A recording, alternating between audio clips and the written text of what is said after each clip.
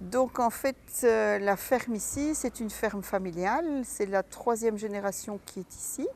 Donc au départ, mes beaux-parents élevaient ici du blanc-bleu belge mixte, donc les blancs-bleus qu'on trayait, qui ne sont pas des vaches très très rentables au niveau litre. Puis ils sont passés après à l'Holstein noir. On a encore une ou deux blancs-bleus, on a encore quelques Holstein des descendants de celle-là. Et puis, il y a une dizaine d'années environ, on a choisi de partir sur la Montbéliarde, qui est une vache beaucoup plus rustique, qui produit un peu moins de lait, mais beaucoup plus riche en protéines.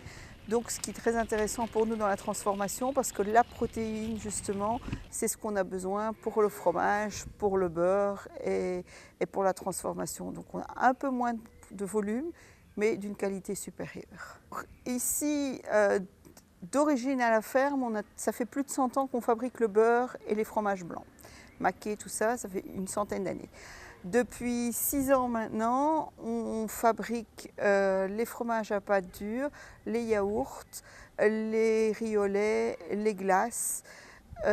Donc on a diversifié sur la gamme complète de produits laitiers. Donc ici à la ferme, on a fait un choix d'agriculture raisonnée. Donc ça veut dire qu'on utilise le minimum de produits. Toutes nos terres, toutes nos cultures sont suivies par des agronomes qui passent toutes les semaines. Et on utilise vraiment le minimum de ce qu'il faut. C'est un choix qu'on a fait parce que d'abord, clairement, c'est une question de rentabilité aussi. Plus on met de produits, plus on en paye. Donc en quantité de produits, on a refait le calcul et en 10 ans, on utilise 20 fois moins de produits que si on recule en arrière. Donc vraiment, on en utilise le strict minimum. C'est pas bio, mais c'est pas non plus la production. C'est le raisonné, c'est le raisonnement, c'est ce que la nature demande. Il ne faut pas non plus oublier que chaque fois qu'on voit un pulvérisateur en route, ce n'est pas toujours des pesticides. Les 3/4 des engrais maintenant sont des engrais liquides.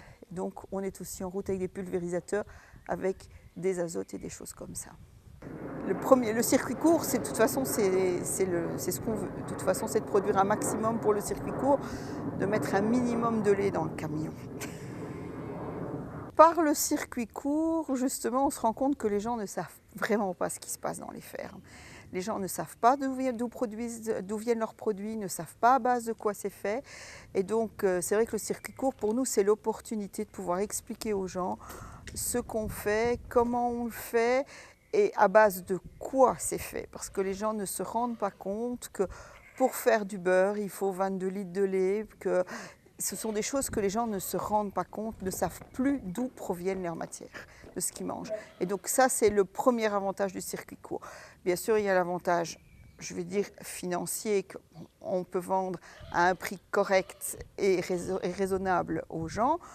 Mais le premier objectif du circuit court, pour nous, c'est au moins d'expliquer aux gens ce qu'ils mangent et d'où ça provient.